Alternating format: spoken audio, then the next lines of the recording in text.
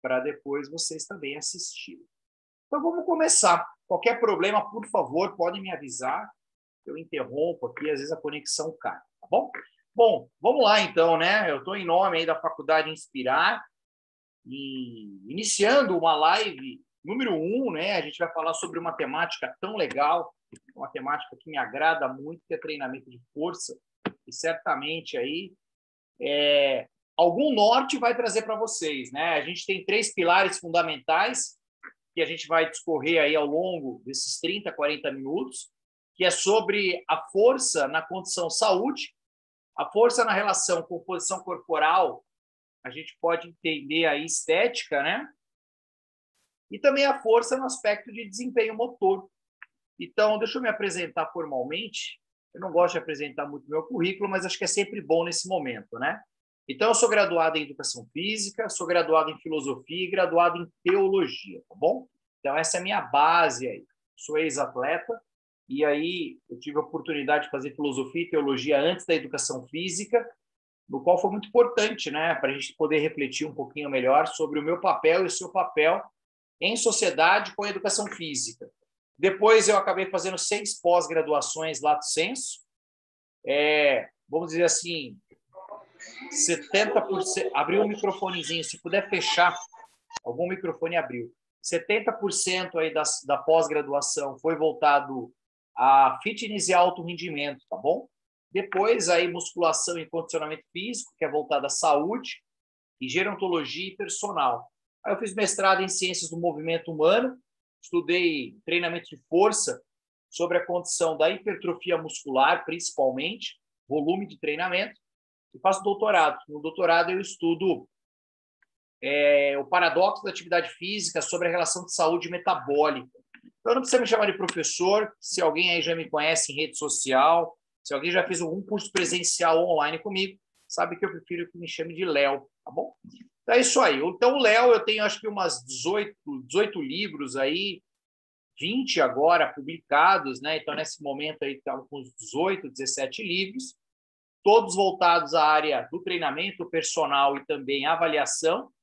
Tem um livro aí que é o Eu Personal, que é voltado mais ao plano de negócio, estratégias do personal, mas 95% aí é relacionado à fisiologia e treinamento e também saúde.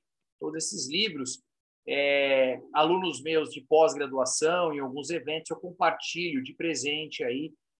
São livros digitais, eu tenho livro impresso também, mas esses aí são livros digitais, tá bom? Então vamos lá, vamos meter bronca, que o papo é gostoso, o papo é bom, e quando a gente fala de treinamento de força, logo a gente vê a imagem aí que a sociedade tem, né, sobre o treinamento de força, principalmente quando a gente associa a um dos meios que utilizamos o treinamento de força, que é a musculação. Então, é um grande tabu que é construído desde a década de 60, 70, 80, no qual o treinamento de força ele só é relacionado dentro de uma prática de academia. Na verdade, é uma cultura que veio dos Estados Unidos, no universo do bodybuilder, que caiu no Brasil e, desde então, eu acho que a maioria das academias elas criam a metodologia, características de atendimento muito mais voltado ao universo de quem é treinado e altamente treinado e em total desconexão com a real necessidade do treinamento de força através da musculação, que é ajudar as pessoas a ter uma melhora de equilíbrio, qualidade de vida e, obviamente, em condições patológicas, a interferência não medicamentosa do treinamento de força sobre esse perfil inflamatório que muitas pessoas têm, principalmente em sobrepeso e obesidade, e também na características de comportamento sedentário. Então, vamos tentar desmistificar algumas coisas aí e acertar os ponteiros. Primeiro ponteiro que precisa associar no treinamento de força voltado à saúde, composição corporal e também a parte do desempenho, eu acho que é importante a gente olhar de cima para baixo. São 3 componentes fundamentais que devem nortear toda a orientação, prescrição e conduta do profissional do movimento humano. E quando eu digo profissional do movimento humano, a gente abre um leque de possibilidades, né? Desde a área da educação física, da área também da médica, da área também da fisioterapia, terapia ocupacional, psicologia e assim vai. Por quê, Léo? Porque tem 3 princípios que são básicos, que a gente chama de 3 princípios fundamentais biopsicológicos. Quer dizer o quê? Eu quero dizer que todo planejamento de treinamento, e no caso hoje é força, ela parte pela autonomia, competência, habilidade e socioafetiva. O que significa? Significa que todo ser humano ele tem o quê? Uma capacidade de tomadas de decisões. E dessas tomadas de decisões é o que faz o sujeito, muitas vezes, não se ver tendo condições de realizar um certo desejo ou uma certa vontade de fazer, mas ele não se vê pleno em condições de realizar a mesma. Léo, vamos tentar aplicar isso dentro do treinamento de força. É aquele sujeito que vê o cara treinando um agachamento, treinando um stiff, ou um terra, ou um supino, qualquer exercício que venha ter dentro de um contexto de uma academia, e ele não se vê capaz de realizar aquilo, né? E, na verdade, a autonomia é justamente o contrário. É mostrar para o sujeito que ele tem condições de realizar dentro do quê? Da total autonomia que o mesmo tem. E por que ele tem? Porque ele tem as funções aí, mesmo sendo não plenas, que muitas pessoas têm esse acometimento, por exemplo, doenças neurodegenerativas, né?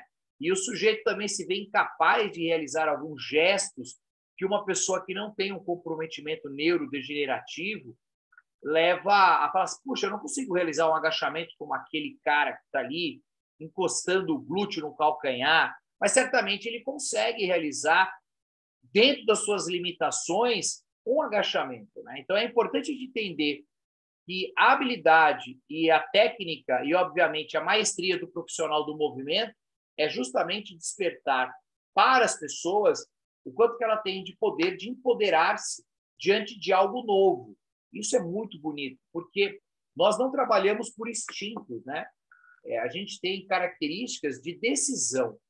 É bem diferente do mundo animal, dito irracional, mesmo sabendo que os animais também têm os seus desejos, suas vontades, mas nós temos a capacidade do quê? Das escolhas e da liberdade das mesmas. Então, a autonomia é muito importante você entender. Autonomia significa que o sujeito ele tem o quê?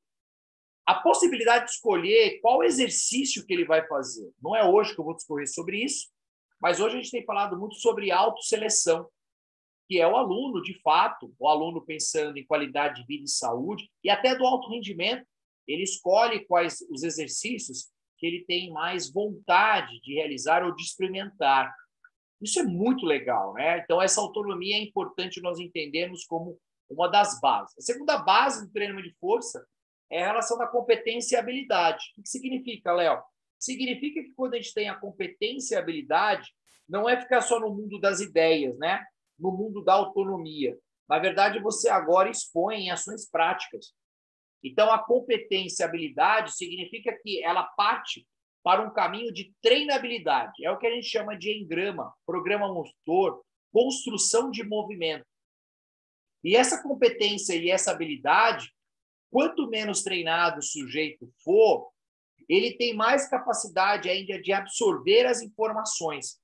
E absorvendo essas informações, obviamente que é dentro de um contexto muito bruto.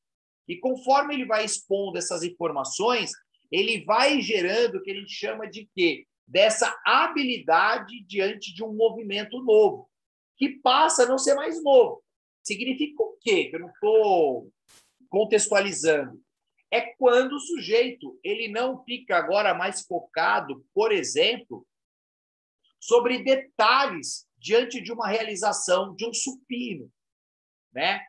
Será que eu estou errando? Será que agora eu tenho que respirar? Será que agora eu tenho que contrair o abdômen? O movimento agora passa a ser o quê? Muito mais natural. Por mais que seja realizado numa máquina ou num peso livre ou qualquer outra instrumentação dentro de uma academia da área da musculação, esse sujeito passa a ter uma habilidade maior técnica. E quanto mais tempo e quanto mais frequência ele é exposto a esse tipo de estresse, ele vai gerando cada vez mais o quê? Economia, né? O que significa essa economia? Que para uma mesma carga de treinamento, para o mesmo estímulo de treinamento, ele vai ser muito mais econômico energeticamente.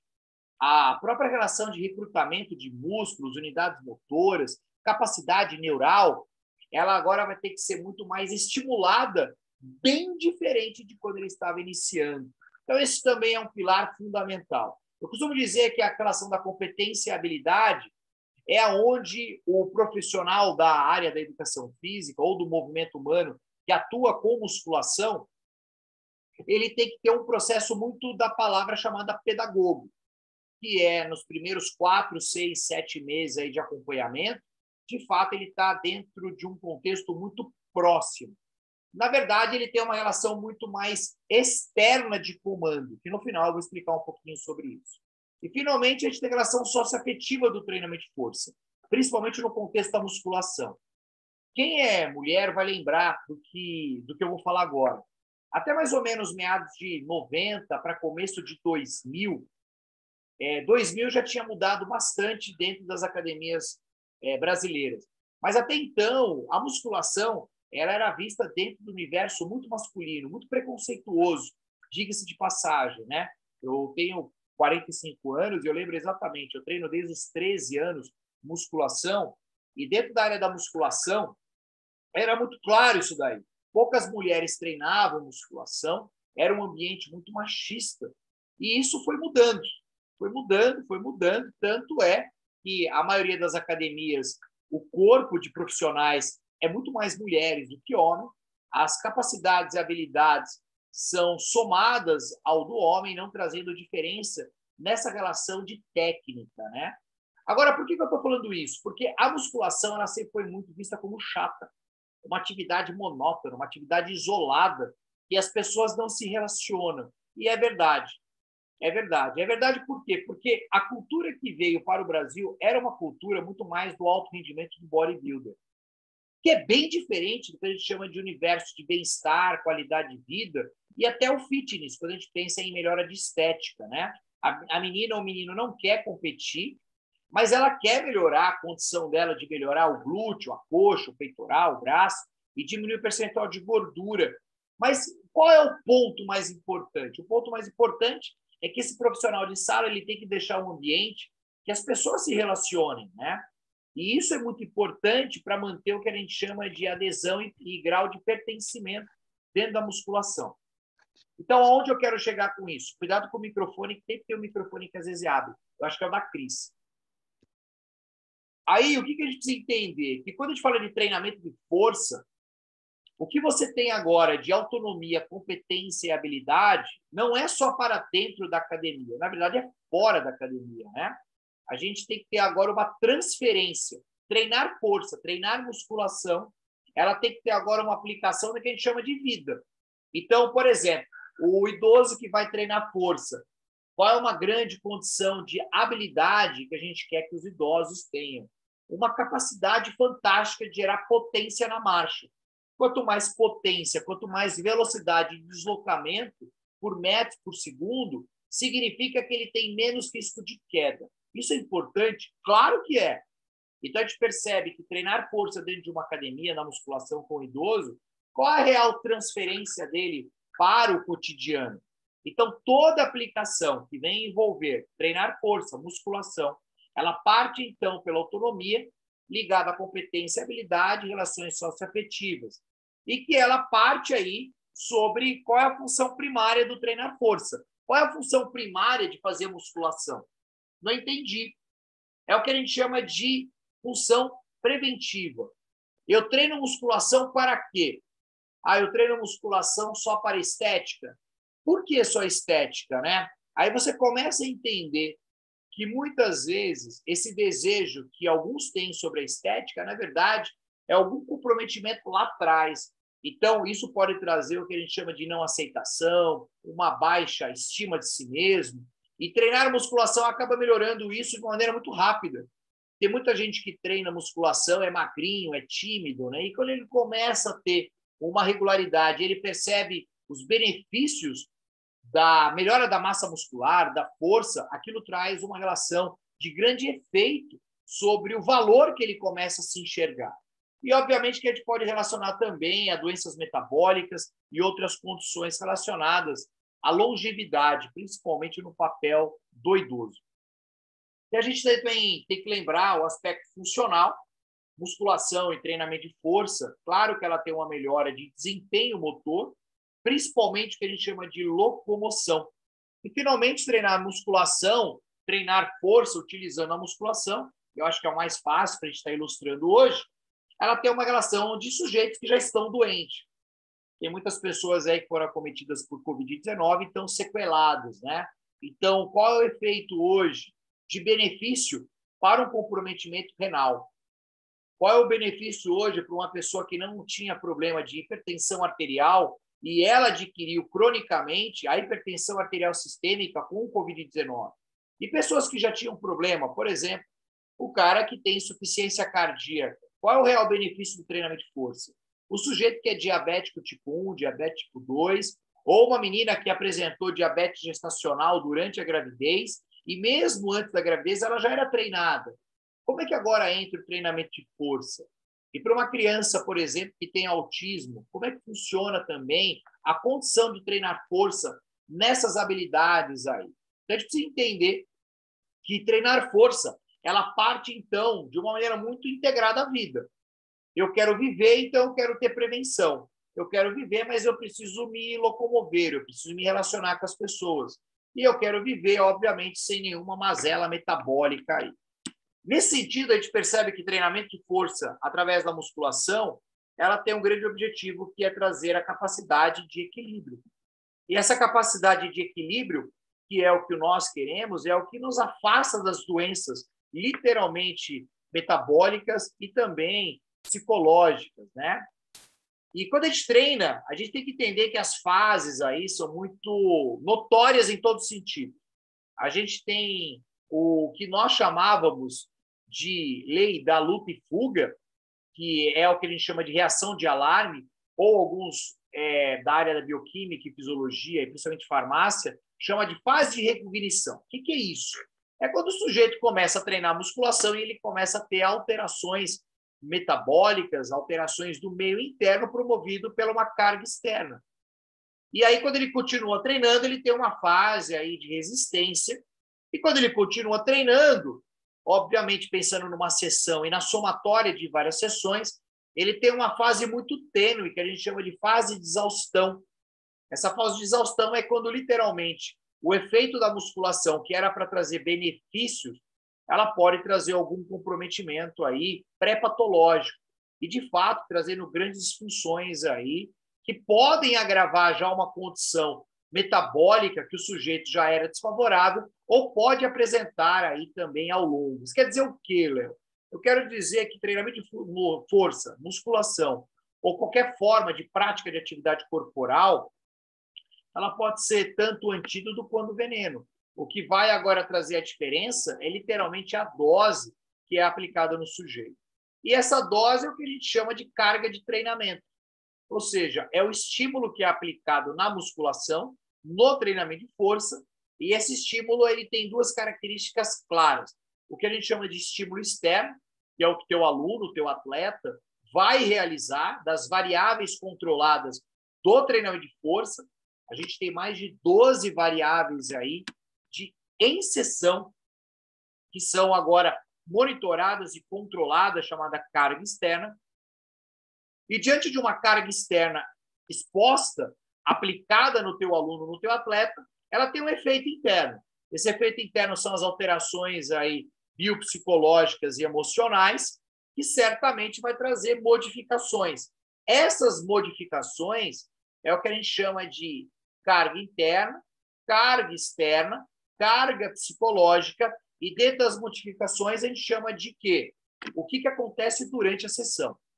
Então, quando você vai treinar força ou treinar musculação através do treinamento de força, o que está acontecendo ali imediatamente? Então, imediatamente está alterando o quê? Pressão arterial, frequência cardíaca, sudorese, alteração humoral. O que está de fato apresentando de prazer e desprazer durante o treinamento da musculação. Por exemplo, essa imagem aí, o sujeito realizando um terra. Qual é a condição de uma carga externa e o que está acontecendo imediatamente durante a execução, que a gente chama de tempo sob tensão. E esse tempo sob tensão, obviamente, é uma cadência que pode ser livre ou uma cadência controlada, que certamente vai trazer uma alteração hemodinâmica.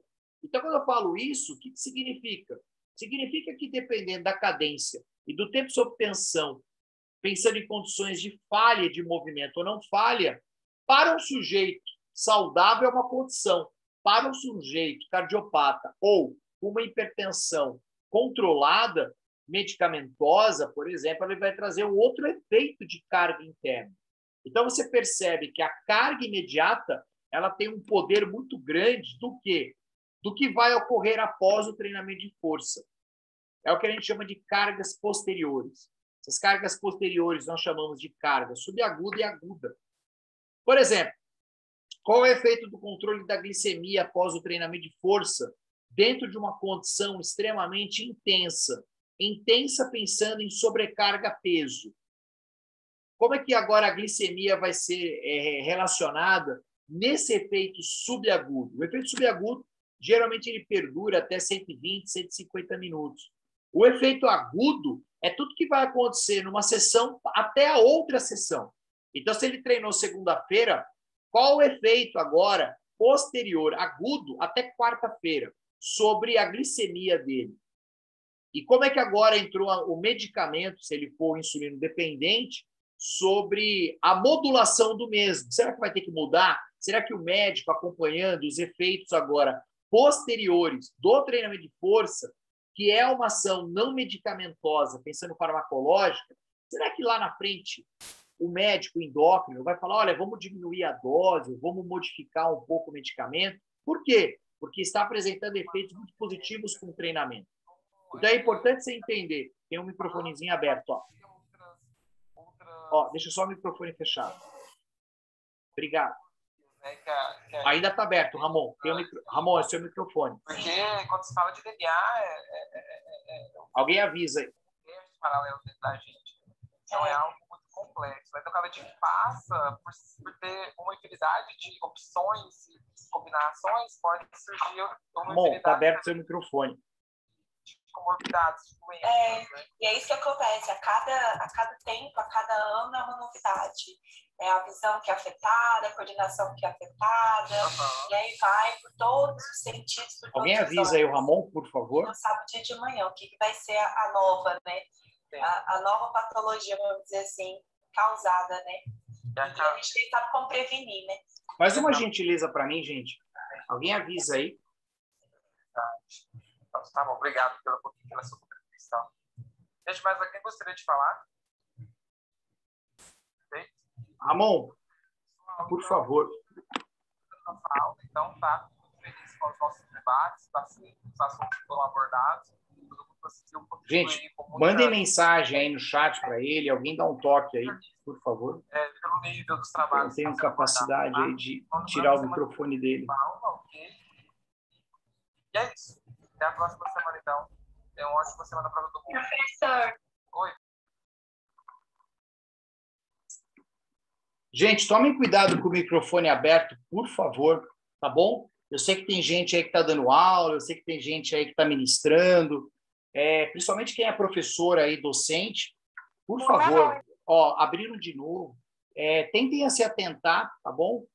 Não só em respeito a mim, mas em respeito aos colegas aí, eu sei que às vezes acontece sem querer, mas acho que é importante se atentar a isso aí, tá bom? Bom, vamos lá então. As principais adaptações provocadas pelo treinamento de força, né? Haja vista aí que a gente tem duas condições bem claras aí. A condição que a gente chama de alterações morfológicas e as alterações que a gente chama de adaptações funcionais. Dentro do contexto adaptações morfológicas, basicamente é a alteração do tecido muscular, tá? Eu não vou entrar em detalhes agora, cardiometabólicos envolvidos aí, o quanto que isso vai trazer de efeito deletério, por exemplo, sobre o consumo máximo de oxigênio na diminuição da massa muscular ou da força, né? Porque quando a gente fala assim, Léo, está adaptando, Essa adaptação é uma dicotomia, ou é morfológico, é funcional? Não. Na verdade, a gente explica de características didáticas, né? Então, essa alteração do tecido muscular e a perda da força, a literatura tem apresentado, por exemplo, como um processo dinapênico. E algumas literaturas, elas apresentam o processo sarcopênico também relacionado a uma condição da perda da força. Mas também a gente tem outras condições, né? Por exemplo, uma defesa de um amigo meu que eu acompanhei, de mestrado dele, ele apresentou um novo termo aí dentro do treinamento de força, que é o que a gente chama de cardiodinapênico. O quanto que perder força ela interfere diretamente com o consumo máximo de oxigênio e doença. Então, olha que bacana, quando você fala, eu estou treinando força e eu quero melhorar as minhas funções, obviamente que eu estou pensando numa função força neuromuscular e as adaptações promovidas do cunho morfológico, mas elas não estão desassociadas. Na verdade, elas estão em conjunto nessa melhora. O que é importante aí, e não é muito falado, principalmente no universo da educação física, é que treinamento de força, ela melhora a condição neuronal, as condições neurológicas do processo, principalmente em relação ao processo sinaptogênico, plasticidade do sistema nervoso central, de neurônios, né? E também o próprio músculo em atividade, a gente vai ver que hoje ele tem uma função muito legal, que é uma função endócrina. Até então, vamos dizer assim, 10 anos aí passados, não era muito falado do papel do músculo esquelético dentro de uma perspectiva fazendo conjunto com o sistema endócrino. E hoje a gente vê que sim, a própria relação da musculatura esquelética, ela tem uma ação de miocinas, que são hormônios secretados aí pelo músculo, que levam a uma ação autócrina, parácrina e endócrina. Isso quer dizer o quê, Léo? Eu quero dizer que o músculo ele vai melhorar ele mesmo, ele vai melhorar as células vizinhas e ele vai melhorar também outros sistemas que não estão na relação músculo-esquelética. Por exemplo, o sistema nervoso central. Ele vai melhorar a função renal, liberando esses hormônios. Então, quando a gente olha essa imagem aí, para não me prolongar muito, a gente percebe que treinar força relacionada à saúde como um todo, ele tem essa pirâmide. A pirâmide, a gente está vendo ali a base, que é a mortalidade. Quer dizer o quê? Eu quero dizer que se você perder força, há uma precocidade de morte de um sujeito que não tem condições de manter e melhorar a força neuromuscular. Então, perder força, ela traz o quê? Um aumento exponencial de morbidades associadas. Morbidades relacionadas à saúde metabólica, condições cardiorrespiratórias, associado a uma fadigabilidade, principalmente pela incapacidade mitocondrial e o processo inflamatório que as mesmas irão sofrer diante de um estresse oxidativo prolongado. O sistema imunometabólico, que é um outro termo que surgiu já há uns 4 anos aí, também tem um decréscimo. A estrutura também de osteogênese também vai afetando. Então, você quer dizer o quê? Eu quero dizer que quando você perde força, literalmente, no processo dinapênico, no processo sarcopênico, no processo inflamatório, principalmente esse processo inflamatório, pensando em baixa inflamação ou em alta inflamação, baixa inflamação, eu poderia dizer que está muito mais relacionado a um quadro da obesidade, né? E uma alta inflamação é, por exemplo, quando o sujeito ele tem uma perda muito significante de massa magra, massa muscular, devido a uma doença como câncer, ou doença obstrutiva crônica, e outras patologias que trazem um grande processo inflamatório e uma cascata aí de citocinas relacionadas às mesmas. Então, o que é importante você entender? Que quando você tem uma disfunção do músculo esquelético, seja por uma baixa inflamação crônica, como a obesidade, ou uma alta inflamação causada por uma doença, como o câncer, você vai ter diminuição da força e, obviamente, a massa muscular. E ela vai apresentar uma grande disfuncionalidade mitocondrial, uma grande resistência anabólica, resistência à insulina e, obviamente, da cronicidade desse processo pode trazer um quadro de diabetes Além disso, quando você tem esse processo instalado, inflamatório, relacionado também à perda da força, ela está relacionada também à incapacidade que o próprio músculo tem de turnover de proteínas. Seu corpo se refaz. Você imagina você ter uma incapacidade de turnover proteico, uma acentuação de apoptose e uma incapacidade regenerativa. E o que é pior, né? As mitocôndrias aí que já estão disfuncionais, elas acabam gerando maior capacidade de resistência dentro dessa disfuncionalidade. E elas acabam trazendo características de genes já disfuncionais desse turnover também que as mesas irão agora se formar no novo processo aí de mitogênese, de mitocôndrias aí, né? A biogênese mitocondrial. Então a gente percebe que a força neuromuscular, a condição da saúde, ela tem um grande efeito aí sobre mortalidade, morbidade, sendo relacionado a uma exposição crônica diante de uma baixa inflamação, que é típico hoje do nosso perfil, né? Em relação à população em geral, que está com sobrepeso e obesidade, e comportamento sedentário, e uma alta inflamação. Lembrando que essa baixa inflamação, muitas vezes, ela pode trazer gatilhos também para uma alta inflamação, como câncer. E é isso que a ciência tem mostrado para nós, né? A gente percebe que, infelizmente, a obesidade e o envelhecimento apresentam os dois lados da mesma moeda. Então, nesse artigo muito legal do TAM, ele apresentou que sujeitos da meia idade, isso quer dizer, sujeitos de 35 a 59 anos, 58 anos, quando apresentam sobrepeso e obesidade, ou seja, estão de uma baixa inflamação crônica, sendo exposta a 10 anos, 15 anos, 20 anos aí, eles apresentam as mesmas características de alterações metabólicas e doença de um idoso septagenário aí, octogenário, sedentário e doente também. Tá ficando louco, Léo?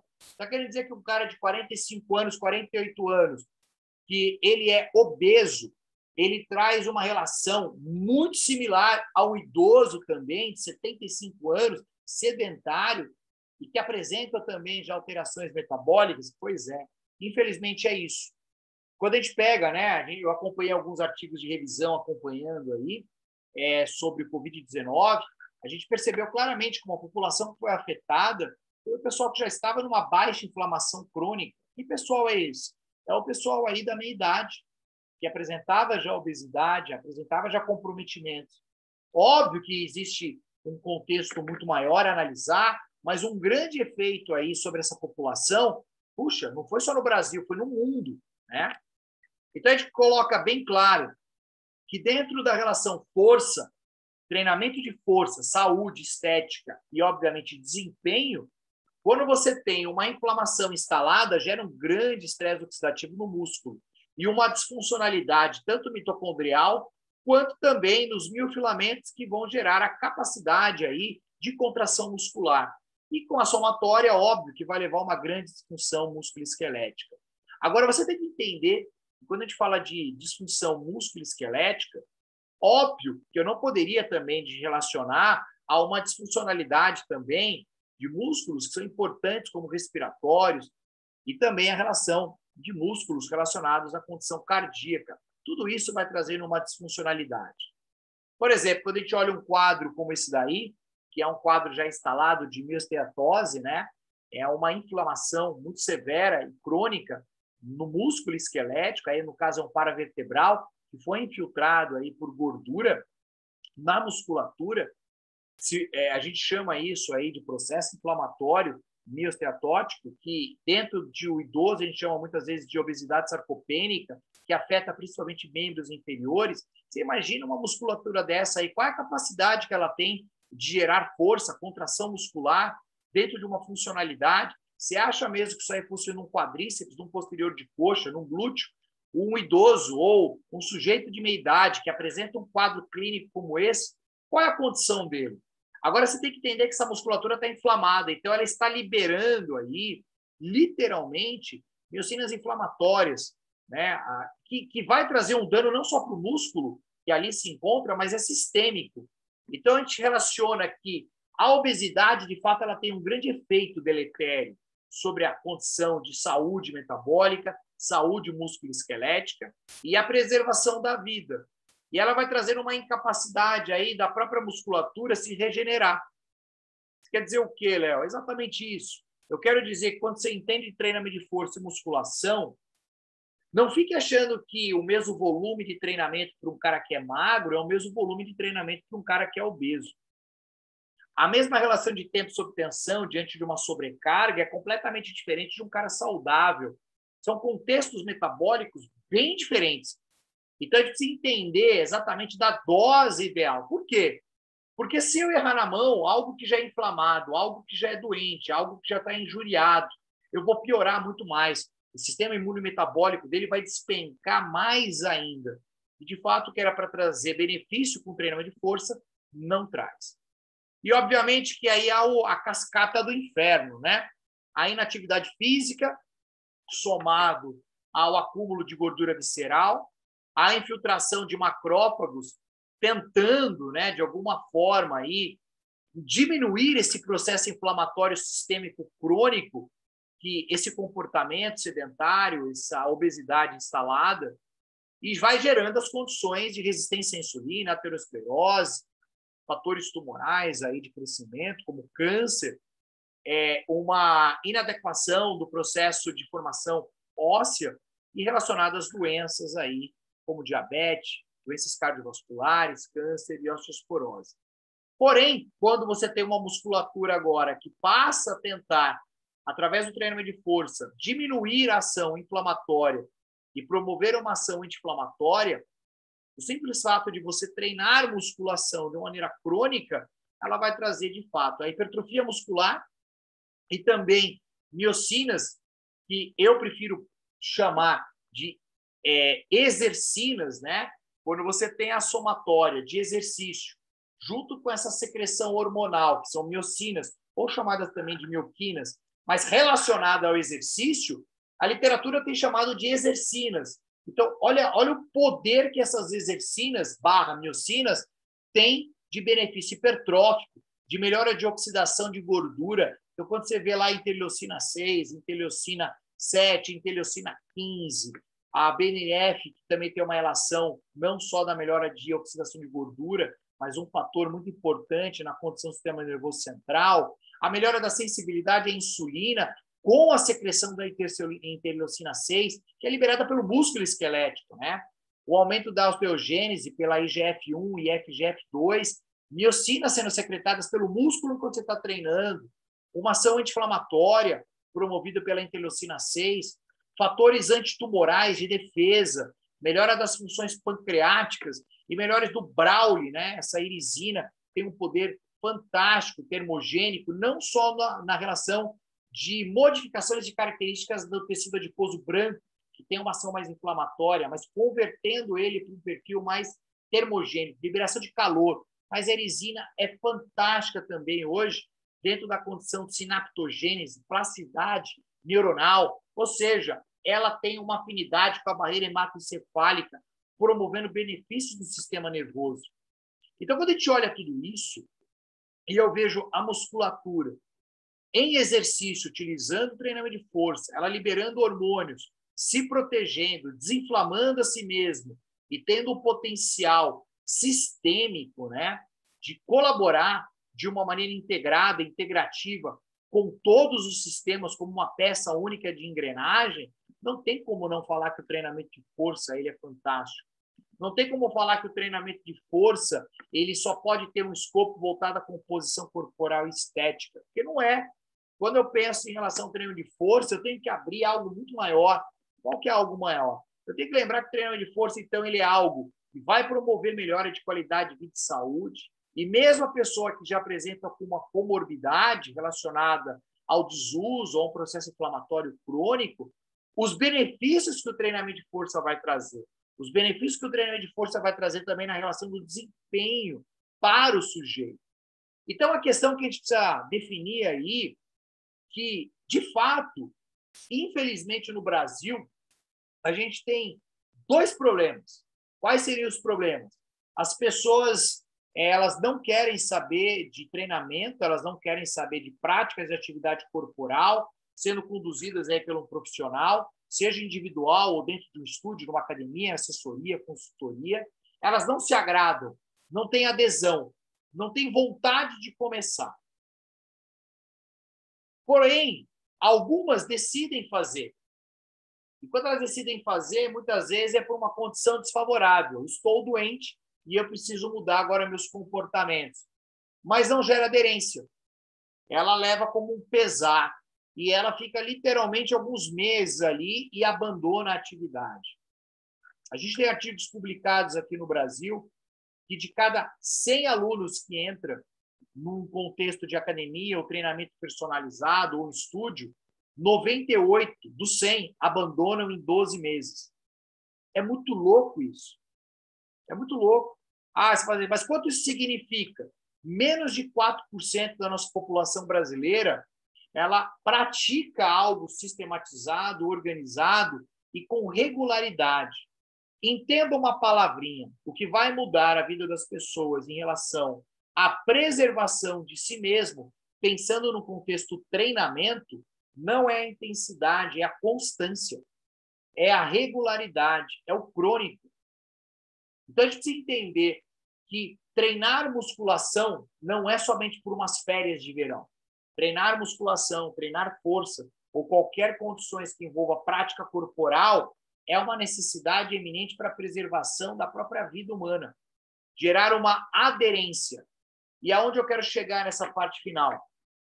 Sabendo disso, se menos de 4% da população brasileira não tem vontade de treinar, e quando ela treina de 100, estou usando um número, tá? 98 abandonam ao longo de um ano. Não é à toa que é um rodízio absurdo. Elas vão entrar nessa escada. A motivação. As pessoas não querem praticar atividade física, as pessoas não querem praticar os exercícios que envolvam agora a atividade física de uma maneira controlada, elas não querem. Porém, muitas vezes ela vem por alguma dor, ou apresentou alguma doença, ou ela engordou demais, ou por algum motivo intrínseco dela, falou, puta, eu vou fazer algo que eu não quero, mas eu vou. Aí ela vai. Agora ela precisa passar para o segundo degrau, que é realizar a atividade física, realizar o treinamento de força, realizar a musculação, porque alguém mandou. Mas ainda é uma regulação externa. Com o decorrer da caminhada, que esses são os desafios que eu estou apresentando, tem que gerar uma regulação introjetada. O que é isso? É que quando a pessoa começa a ver alguns benefícios, e, na verdade, há um conflito com ela. Então, é naquele momento que a pessoa fala assim, puxa, eu já estou treinando aqui já há 5, 6 meses. Ah, eu comi aquela pizza, mas eu comi demais. Eu podia ter comido menos. Por que eu fui comer depois aquela pizza doce ainda, né? Então, ela sente um pesar. Mas ela não tem esse controle ainda de quê? De falar, eu posso controlar, eu posso parar. E aí ela entra para um outro nível nessa caminhada, que a gente chama de regulação identificada, que é quando a atividade física e mudanças comportamentais passam a ser identificadas por ela, no qual ela percebe uma condição física e emocional melhor. Aí ela fala, gostei, estou gostando dessa nova forma de viver. Aí ela passa pelo que a gente chama de regulação integrada, que é a atividade física e mudanças de comportamento passam a ser importantes para ela e passam a simbolizar quem ela é e o que ela pretende ser. Olha que bacana. Qual é o grande desafio de todo profissional do movimento? Independente de qual área da saúde que ele vem envolver, é a motivação intrínseca. É ele praticar as atividades corporais, os exercícios, as mudanças de comportamento de uma maneira natural, que não veio inicialmente, foi uma imposição externa, por algum motivo, mas que lá na frente a pessoa fala, putz, eu gosto, eu quero, e principalmente eu tenho prazer em fazer isso. E quando a gente fala de prazer numa musculação, nem todo mundo vai gostar de fazer agachamento, nem todo mundo vai gostar de fazer leg press, nem todo mundo vai gostar de fazer supino. Por isso que eu costumo dizer, o bom profissional de educação física que atua na musculação e usa o treinamento de força, ele tem que ter habilidade e ferramentas justamente para quê? Para trazer exercícios que o sujeito tenha prazer e trazer significado àquilo. Então, esse é o grande ponto aí. O grande ponto que a gente pode finalizar aí depois eu abro para perguntas, caso alguém queira, é trazer significado, trazer importância, trazer prazer dentro de um contexto. O que a gente não pode falar mais hoje, que treinamento de força é apenas algo superficial, porque não é. Porque a gente tem que entender que quando você fala estou treinando força, você, na verdade, não percebe. Mas o teu corpo constantemente tem uma força externa sobre ele, que é a própria ação da gravidade. Você agora precisa se deslocar. O fato de você estar sentado me ouvindo ou estar em pé aí de alguma forma, o teu corpo tem que ter uma capacidade incrível de forças internas. E que forças internas são essas? É para manter a estabilidade do teu sistema. O teu sistema, obviamente, que eu estou pensando numa junção esquelética, tanto axial quanto apendicular. Se você despenca. E quem que faz isso? É músculo, ligamento e tendão. Então, você percebe que constantemente a gente está sobre lutas de forças. Então, a gente precisa agora relacionar tudo isso para quê? Trazer isso aí para as pessoas, para a sociedade. Não mostrar só a musculação como algo, treinar musculação é somente para deixar o sujeito hipertrofiado, porque não é. Porque não é. É muito mais abrangente. Treinar musculação é só para quem gosta de treinar. Também não é. Agora, qual é o grande problema que eu vejo? O grande problema que eu vejo é que a maioria das academias, se não todas, apresentam um modelo de musculação para pessoas que já gostam de treinar. E pessoas que gostam de treinar, de verdade, ela tem prazer já de fazer aquilo. Então, quando eu vejo eu entro numa musculação, que eu tenho umas imagens, cara, extremamente forte, a maneira de logística, de estrutura, a maneira que entra de uma academia, tudo que é colocado ali, de verdade, não é um ambiente das pessoas que estão aí fora necessitando. A gente observa claramente que a catraca já é um ponto limitador para quem sofre de obesidade. Puxa, já coordenei e gerenciei tudo que é academia no Brasil. Vocês imaginam o tabu que era para eu poder colocar na cabeça do dono que a catraca, na verdade, ele é um grande problema de excluir as pessoas e não incluir as pessoas. A gente tem hoje nas academias, pensando em musculação, eu não vejo deficiente visual, eu não vejo pessoas que têm necessidades metabólicas frequentando como deveria. Eu não vejo criança e adolescente. No Brasil ainda, os conselhos regionais do nosso CONFEP tem um paradoxo aí do treinamento de força associado à criança e adolescente. E quando você pega a literatura do mundo sobre a importância disso no desenvolvimento da maturação, a importância de treinar força nesse processo, só no Brasil. Então, a gente precisa começar a entender um pouquinho mais esses pormenores fisiológicos, emocionais, relacionais, justamente para dar significado. E aí, eu quero apresentar para vocês também algumas 3 pós-graduações que a Inspirar tem aí lançado no Brasil. E vai ser uma honra se você puder visitar o site da Inspirar, ver se a tua cidade tem essa pós-graduação. No caso, nós temos essa pós-graduação em personal trainer, do contrato aos treinos, né? É uma proposta muito inovadora que a gente tem apresentado aí para o Brasil. A gente tem pego uma matriz muito bonita dos conteúdos aí e várias coisas inovadoras aí que não está só nessa pós. Tem nessa pós também, que é a pós-graduação em prescrição de exercícios para populações especiais, e é um modelo também muito aplicável, principalmente para o momento que vivemos hoje.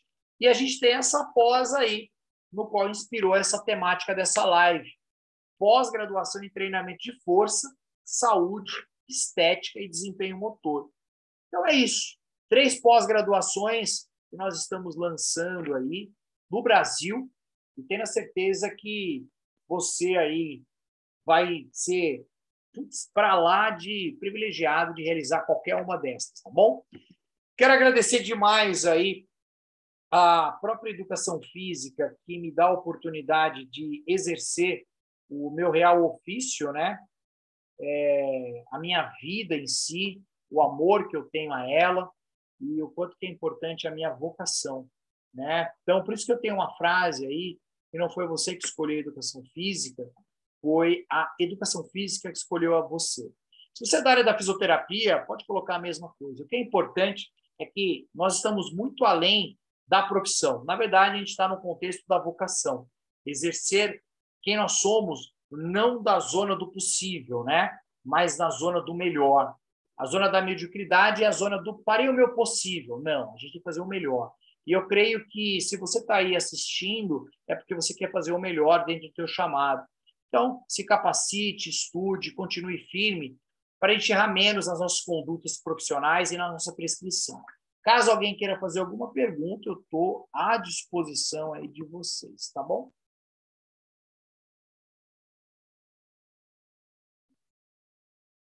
Alguém quer escrever alguma coisa, falar alguma coisa?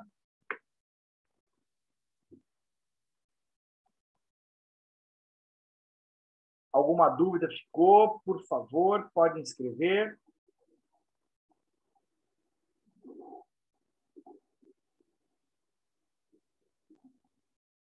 Janaína, Ramon, professores que estão aí. Alguém quer colocar alguma coisinha, escrever alguma coisa? Estão vivos? Estão aqui?